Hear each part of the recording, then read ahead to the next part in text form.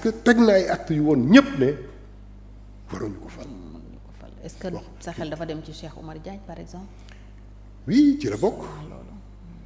ak ñeneen mais Cheikh Oumar Diagne am na lu ma ci bëggoon wax sax ndax am na expérience bu mu vivre ak moom xaw ma ko. d'accord. moom xamuma. xam na la. moom xamuma il ne me connaît pas man aussi xaw ma ko. d'accord. dama toog su ma benn rakk bu ñuy wax Baye Dame mi dëkk Cëddeem. yónnee ma benn vidéo. ak message ne ma grand xoolal vidéo bi waa ji boo il a bien parlé sur les Lébou xam na ne je faisais des enquêtes. sur la civilisation Lébou. keroog laa njëkk a seetaan vidéo. d'accord. ma taal vidéo bi j'ai eu la surprise de ma vie. dama lire benn livre bu Mbaye Thiam ñu ngi ko tuddee entretien sur l'histoire des Lébou de la presqu'île du Cap-Vert. C'est un livre très rare écrit par le professeur Assane Sylla. benn enquête bu mu def ci Mbaye Thiam il a transcrit les histoires de Mbaye Thiam bi ma ko liiree puisque c'est un livre là c'est opuscule bu ndaw la mu am ci benn chapitre bu tudd origine des familles Lébou bi ma ko liiree ma ne attends lii mënuma ko denc pour man je vais partager ça avec les internautes ma tàppeelu ko ma def origine des familles Lébou Mbaye Thiam son livre cité livre bi cité auteur bi mu dugal ko dans le net beaucoup de personnes ont pris ce document là à leur propre nom mais bi ma lire vidéo bi à ma grande surprise professeur Ousmane Diagne la ñuy wax.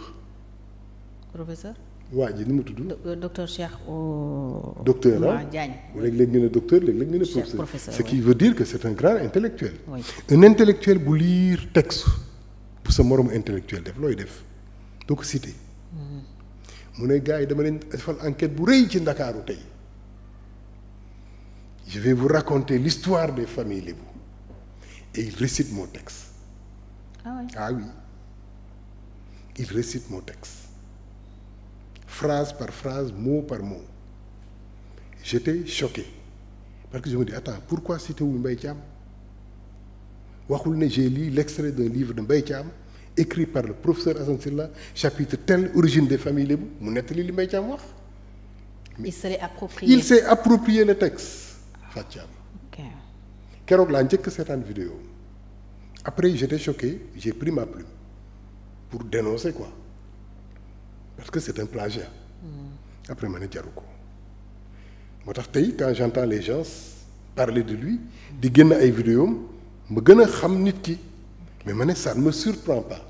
parce que quelqu'un qui a la capacité la petitesse morale de s'approprier le livre d'une personne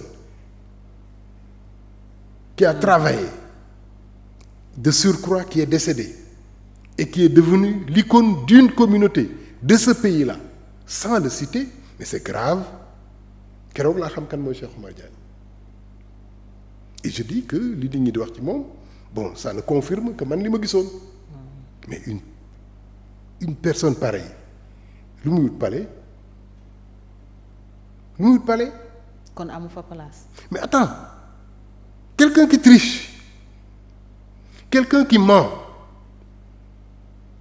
sur un document produit par des intellectuels de surcroît qui sont décédés muy le professeur Assane Sylla et le griot de Cap-Vert Mbaye Thiam bind livre am def chapitre origine des familles Lébou tu reprends ce livre là et tu te l'appropries.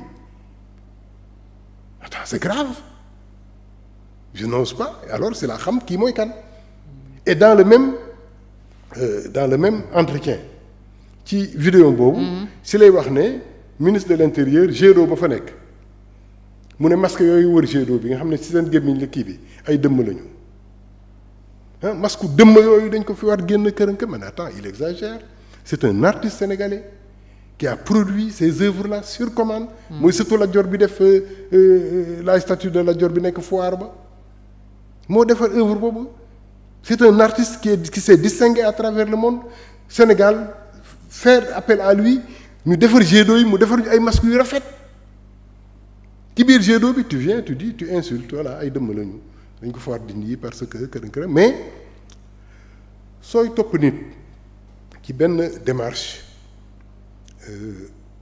c'est la ruine morale du Sénégal muy exprimer wu foofu yëpp et les gens ils trichent ils mentent ils inventent des mensonges sur les gens ils cassent des carrières comme ça voilà ay signes maçonniques à la grande mosquée de Dakar fu nekk bon attends une personne peut être malade man gisoon naa soo demee ci hôpital yi ñuy fajee nit yu wéradi yi y a des gens qui vont qui voient des policiers yi leen di topp amoon naa xarit bu am feebar boobu. ci seen imagination. oui il dit toujours dafa naa il est toujours en panique tiit voilà parce qu'il dit que ay dañ koy enquête ñu ngi koy topp et cetera et tout mais il était malade dañ koy yóbbu mu faj ko bon nit aussi mën na sol costume takk cravate fekk ne moralement psychologiquement il est malade.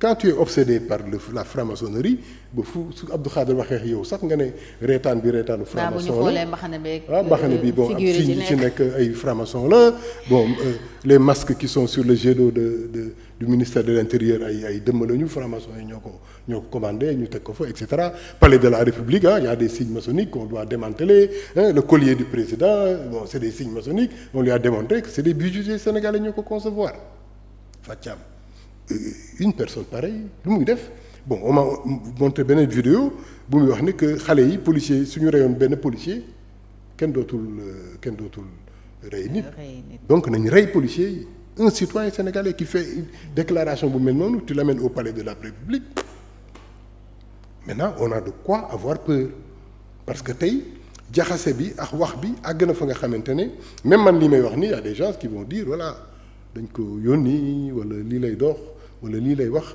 parce que ce peuple est malade il y a une ruine qui fait que yow da nga bëgg rek nit ñi di wax lu la neex alors que critique bi moo lay dimbali ba nga mën a soppeeku au fond de mon cœur si j'avais la possibilité la baguette magique bi Sonko foogoon ne moo ko yoree su ma ko yoroon je vais dire benn formule magique pour que le Sénégalais soit comme sur des roulettes que moralement Diomaye devienne un autre homme mu dépassé àddina. kon Diomaye toogagul ba tey toogaayu président. bon maa ngi dégg gars yi di wax ne yaru na et cetera mais moi j'attends plus que ça ok mën nga yaru te doo liggéey mën nga bañ a yaru aussi nga nekk liggéeykat. Sékou Touré on disait que yaruwul mais il aimait son peuple. et il s'est battu pour son peuple. Mamadou Dia accusé nañ ko am nañu ko accusé ne yaruwul. parce que moo waxoon soo leen mbaam loo ma lawbeelu. c'est une formule qui lui a coûté cher. Mais je comprends la formule. Et il parlait aux citoyens sénégalais. Je vous respecte. Allons-y. Mais Solen Bambamlo, ça lui a coûté très cher.